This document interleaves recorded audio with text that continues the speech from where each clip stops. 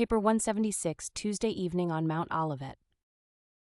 This Tuesday afternoon, as Jesus and the apostles passed out of the temple on their way to the Gethsemane camp, Matthew, calling attention to the temple construction, said, "Master, observe what manner of buildings these are. See the massive stones and the beautiful adornment. Can it be that these buildings are to be destroyed?" As they went on toward Olivet, Jesus said, "You see these stones and this massive temple. Verily, verily, I say to you, in the days soon to come, there shall not be left one stone upon another. They shall all be thrown down." These remarks depicting the destruction of the sacred temple aroused the curiosity of the apostles as they walked along behind the Master. They could conceive of no event short of the end of the world which would occasion the destruction of the temple. In order to avoid the crowds passing along the Kidron Valley toward Gethsemane, Jesus and his associates were minded to climb up the western slope of Olivet for a short distance and then follow a trail over to their private camp near Gethsemane, located a short distance above the public camping ground. As they turned to leave the road leading on to Bethany, they observed the temple, glorified by the rays of the setting sun, and while they tarried on the mount, they saw the lights of the city appear and beheld the beauty of the illuminated temple. And there, under the mellow light of the full moon, Jesus and the 12 sat down. The Master talked with them, and presently Nathanael asked this question, "Tell us, Master, how shall we know when these events are about to come to pass?" The destruction of Jerusalem? In answering Nathanael's question, Jesus said, "Yes, I will tell you about the times when this people shall have filled up the cup of their iniquity, when justice shall swiftly descend upon this city of our fathers. I am about to leave you, I go to the Father. After I leave you, take heed that no man deceive you, for many will come as deliverers and will lead many astray. When you hear of wars and rumors of wars, be not troubled. For though all these things will happen, the end of Jerusalem is not yet at hand. You should not be perturbed by famines or earthquakes. Neither should you be concerned when you are delivered up to the civil authorities and are persecuted for the sake of the gospel. You will be thrown out of the synagogue and put in prison for my sake, and some of you will be killed. When you are brought up before governors and rulers, it shall be for a testimony of your faith and to show your steadfastness in the gospel of the kingdom. And when you stand before judges, be not anxious beforehand as to what you should say, for the Spirit will teach you in that very hour what you should answer your adversaries. In these days of travail, even your own kinsfolk, under the leadership of those who have rejected the Son of Man, will deliver you up to prison and death. For a time you may be hated by all men for my sake, but even in these persecutions I will not forsake you. My Spirit will not desert you. Be patient. Doubt not that this gospel of the kingdom will triumph over all enemies and eventually be proclaimed to all nations." Jesus paused while he looked down upon the city. The Master realized that the rejection of the spiritual concept of the Messiah, the determination to cling persistently and blindly to the material mission of the expected deliverer, would presently bring the Jews in direct conflict with the powerful Roman armies, and that such a contest could only result in the final and complete overthrow of the Jewish nation. When his people rejected his spiritual bestowal and refused to receive the light of heaven, as it so mercifully shone upon them, they thereby sealed their doom as an independent people with a special spiritual mission on earth. Even the Jewish leaders subsequently recognized that it was this secular idea of the Messiah which directly led to the turbulence which eventually brought about their destruction. Since Jerusalem was to become the cradle of the early gospel movement, Jesus did not want its teachers and preachers to perish in the terrible overthrow of the Jewish people in connection with the destruction of Jerusalem. Wherefore did he give these instructions to his followers? Jesus was much concerned lest some of his disciples become involved in these soon-coming revolts and so perish in the downfall of Jerusalem. Then Andrew inquired, "But, Master, if the holy city and the temple are to be destroyed, and if you are not here to direct us, when should we forsake Jerusalem?" Said Jesus, "You may remain in the city after I have gone, even through these times of travail and bitter persecution. But when you finally see Jerusalem being encompassed by the Roman armies after the revolt of the false prophets, then will you know that her desolation is at hand. Then must you flee to the mountains. Let none who are in the city and around about tarry to save aught, neither let those who are outside dare to enter therein. There will be great tribulation, for these will be the days of Gentile vengeance. And after you have deserted the city, this disobedient people will fall by the edge of the sword and will be led captive into all nations, and so shall Jerusalem be trodden down by the Gentiles. In the meantime, I warn you, be not deceived. If any man comes to you saying, Behold, here is the deliverer, or Behold, there is he, believe it not. For many false teachers will arise, and many will be led astray. But you should not be deceived, for I have told you all this beforehand. The apostles sat in silence in the moonlight for a considerable time while these astounding predictions of the Master sank into their bewildered minds. And it was in conformity with this very warning that practically the entire group of believers and disciples fled from Jerusalem upon the first appearance of the Roman troops, finding a safe shelter in Pella to the north. Even after this explicit warning, many of Jesus' followers interpreted these predictions as referring to the changes which would obviously occur in Jerusalem when the reappearing of the Messiah would result in the establishment of the New Jerusalem and in the enlargement of the city to become the world's capital. In their minds, these Jews were determined to connect the destruction of the temple with the end of the world. They believed this New Jerusalem would fill all Palestine, that the end of the world would be followed by the immediate appearance of the new heavens and the new earth. And so it was not strange that Peter should say, Master, we know that all things will pass away when the new heavens and the new earth appear, but how shall we know when you will return to bring all this about? When Jesus heard this, he was thoughtful for some time and then said, You ever err, since you always try to attach the new teaching to the old. You are determined to misunderstand all my teaching. You insist on interpreting the gospel in accordance with your established beliefs. Nevertheless, I will try to enlighten you. The Master's second coming. On several occasions, Jesus had made statements which led his hearers to infer that, while he intended presently to leave this world, he would most certainly return to consummate the work of the heavenly kingdom. As the conviction grew on his followers that he was going to leave them, and after he had departed from this world, it was only natural for all believers to lay fast hold upon these promises to return. The doctrine of the second coming of Christ thus became early incorporated into the teachings of the Christians, and almost every subsequent generation of disciples has devoutly believed this truth and has confidently looked forward to his sometime coming.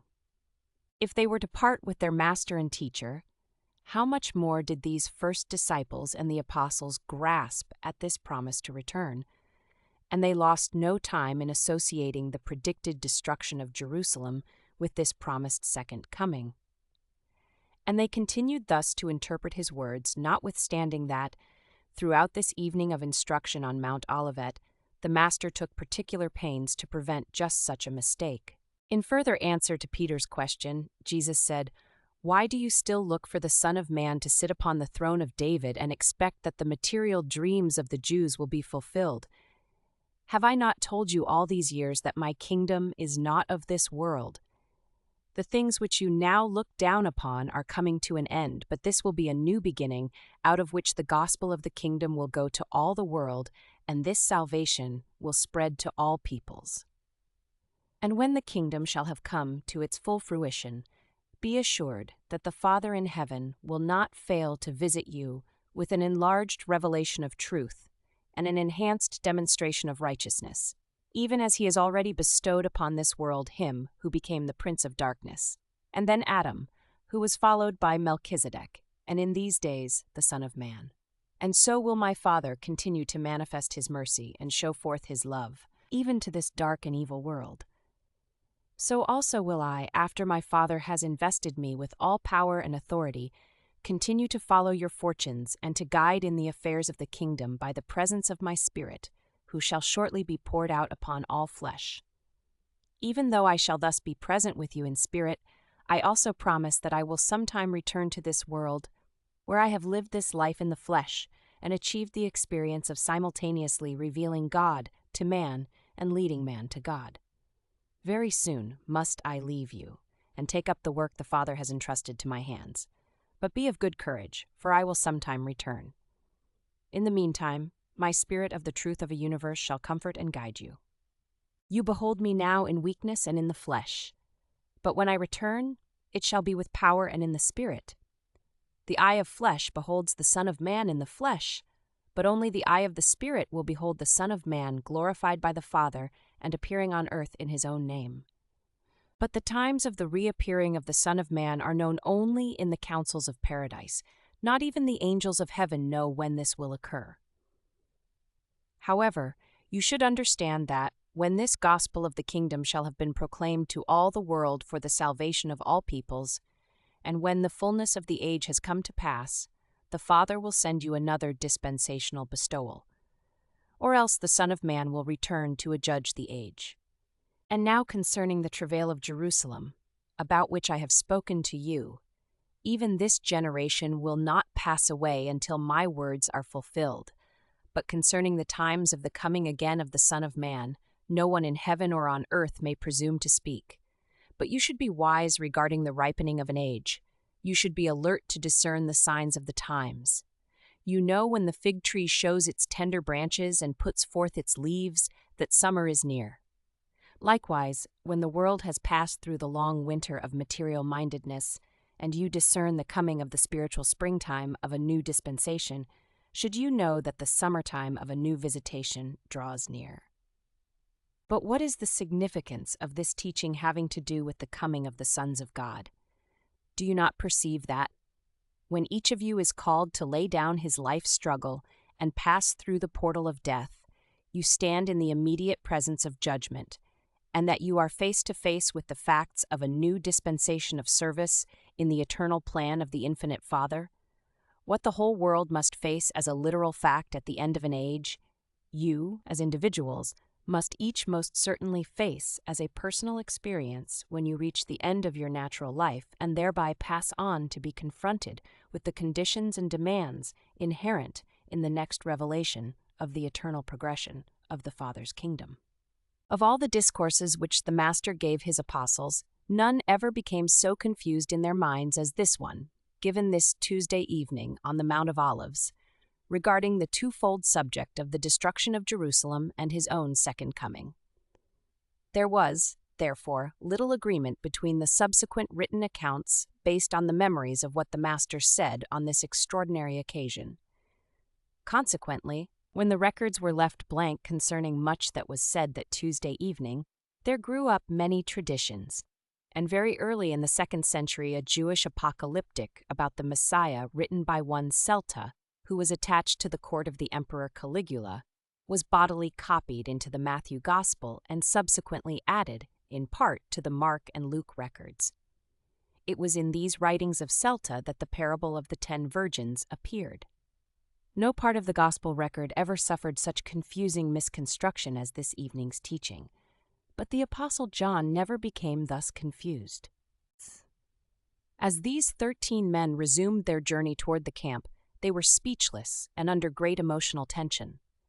Judas had finally confirmed his decision to abandon his associates. It was a late hour when David Zebedee, John Mark, and a number of the leading disciples welcomed Jesus and the 12 to the new camp. But the apostles did not want to sleep. They wanted to know more about the destruction of Jerusalem, the Master's departure, and the end of the world. Later discussion at the camp. As they gathered about the campfire, some 20 of them, Thomas asked, "Since you are to return to finish the work of the kingdom, what should be our attitude while you are away on the Father's business?" As Jesus looked them over by the firelight, he answered, "And even you, Thomas, fail to comprehend what I have been saying. Have I not all this time taught you that your connection with the kingdom is spiritual and individual, wholly a matter of personal experience in the Spirit by the faith realization that you are a son of God? What more shall I say? The downfall of nations, the crash of empires, the destruction of the unbelieving Jews, the end of an age, even the end of the world. What have these things to do with one who believes this gospel? and who has hid his life in the surety of the eternal kingdom. You who are God-knowing and gospel-believing have already received the assurances of eternal life. Since your lives have been lived in the Spirit and for the Father, nothing can be of serious concern to you. Kingdom builders, the accredited citizens of the heavenly worlds, are not to be disturbed by temporal upheavals or perturbed by terrestrial cataclysms. What does it matter to you, who believe this gospel of the kingdom, if nations overturn, the age ends, or all things visible crash, since you know that your life is the gift of the Son, and that it is eternally secure in the Father? Having lived the temporal life by faith, and having yielded the fruits of the Spirit as the righteousness of loving service for your fellows, you can confidently look forward to the next step in the eternal career with the same survival faith that has carried you through your first and earthly adventure in sonship with God. Each generation of believers should carry on their work in view of the possible return of the Son of Man, exactly as each individual believer carries forward his life work in view of inevitable and ever-impending natural death. When you have by faith once established yourself as a son of God, nothing else matters as regards the surety of survival. But make no mistake, this survival faith is a living faith, and it increasingly manifests the fruits of that divine spirit which first inspired it in the human heart. That you have once accepted sonship in the heavenly kingdom will not save you in the face of the knowing and persistent rejection of those truths which have to do with the progressive spiritual fruit-bearing of the sons of God in the flesh. You who have been with me in the Father's business on earth can even now desert the kingdom if you find that you love not the way of the Father's service for mankind. As individuals and as a generation of believers, hear me while I speak a parable. There was a certain great man who, before starting out on a long journey to another country, called all his trusted servants before him and delivered into their hands all his goods. To one he gave 5 talents, to another 2, and to another 1, and so on down through the entire group of honored stewards. To each he entrusted his goods according to their several abilities. And then he set out on his journey. When their lord had departed, his servants set themselves at work to gain profits from the wealth entrusted to them. Immediately he who had received 5 talents began to trade with them, and very soon had made a profit of another 5 talents. In like manner, he who had received 2 talents soon had gained 2 more. And so did all of these servants make gains for their master, except him who received but 1 talent. He went away by himself and dug a hole in the earth, where he hid his lord's money. Presently, the lord of those servants unexpectedly returned and called upon his stewards for a reckoning. And when they had all been called before their master, he who had received the 5 talents came forward with the money which had been entrusted to him, and brought 5 additional talents, saying, "Lord, you gave me 5 talents to invest, and I am glad to present 5 other talents as my gain." And then his lord said to him, "Well done, good and faithful servant. You have been faithful over a few things. I will now set you as steward over many. Enter forthwith into the joy of your Lord." And then he who had received the 2 talents came forward, saying, "Lord, you delivered into my hands 2 talents. Behold, I have gained these other 2 talents." And his Lord then said to him, "Well done, good and faithful steward. You also have been faithful over a few things, and I will now set you over many. Enter you into the joy of your Lord." And then there came to the accounting he who had received the 1 talent. This servant came forward, saying, "Lord, I knew you and realized that you were a shrewd man in that you expected gains where you had not personally labored. Therefore was I afraid to risk aught of that which was entrusted to me. I safely hid your talent in the earth. Here it is. You now have what belongs to you."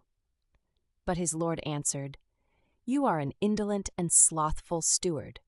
By your own words you confess that you knew I would require of you an accounting with reasonable profit, such as your diligent fellow servants have this day rendered.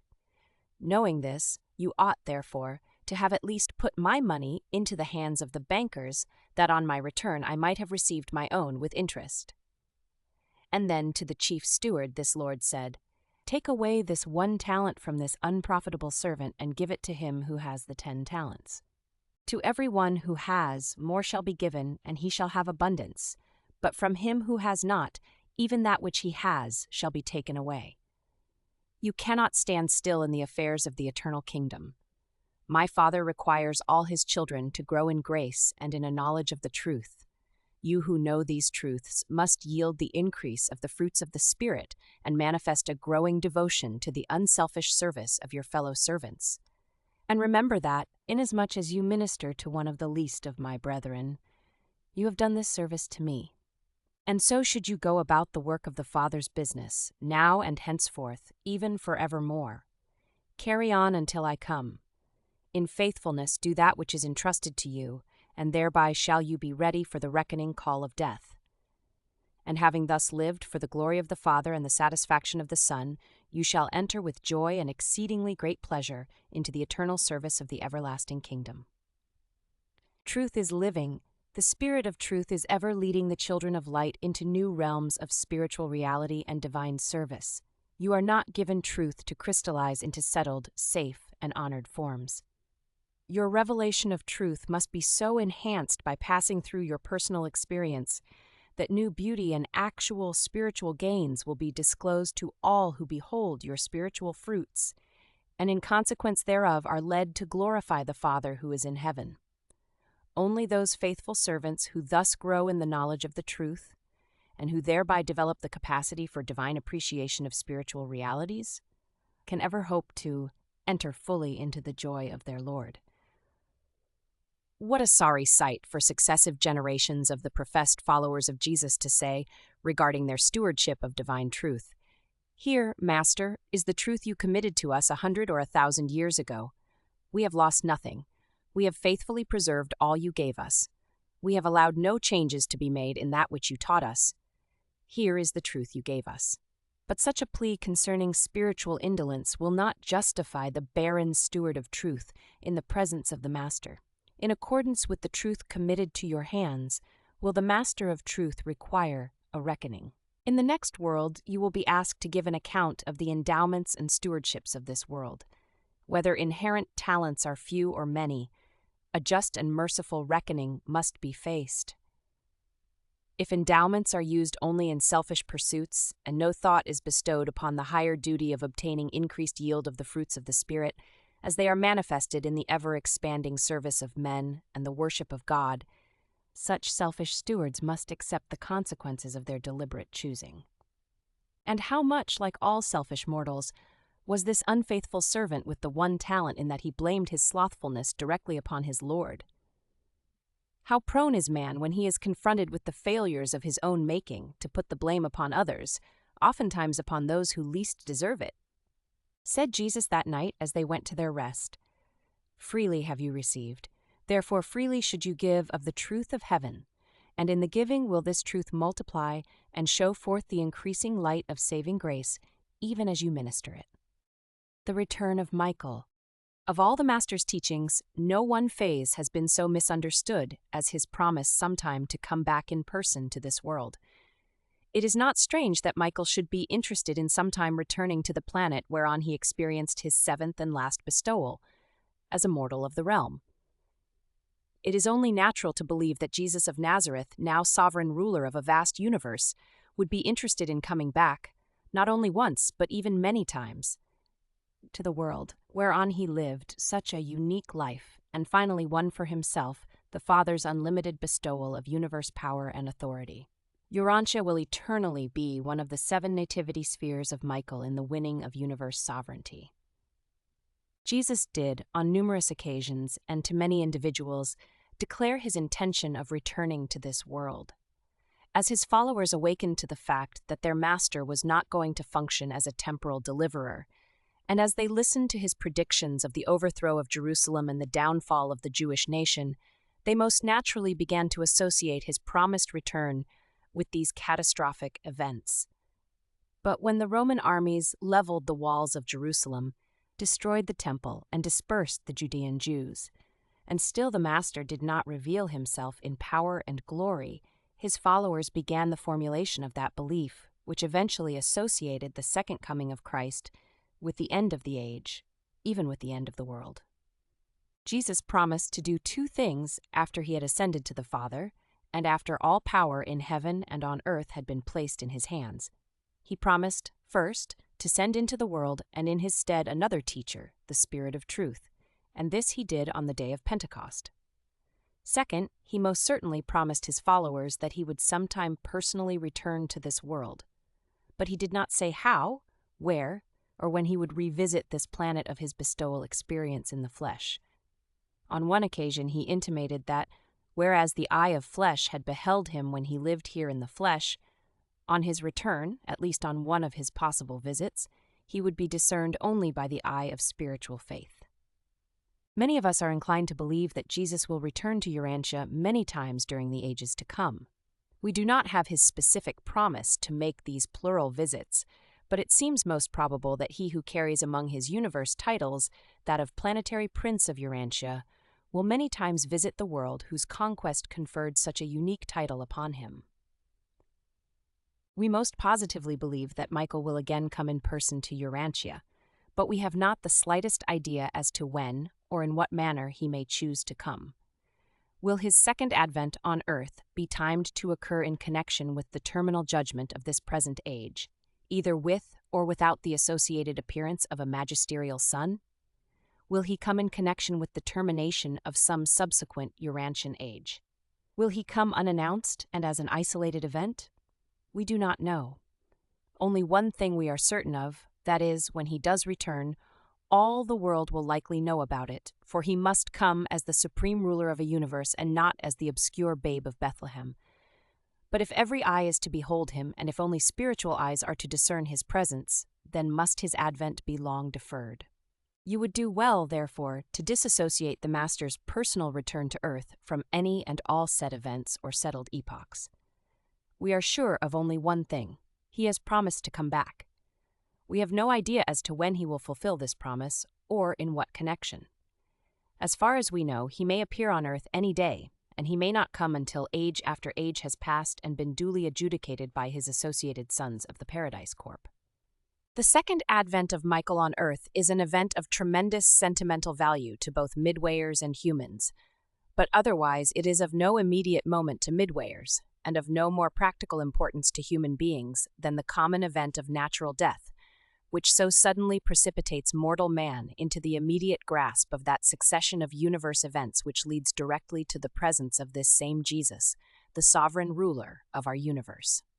The children of light are all destined to see him, and it is of no serious concern whether we go to him or whether he should chance first to come to us. Be you therefore ever ready to welcome him on earth, as he stands ready to welcome you in heaven. We confidently look for his glorious appearing, even for repeated comings, but we are wholly ignorant as to how, when, or in what connection he is destined to appear.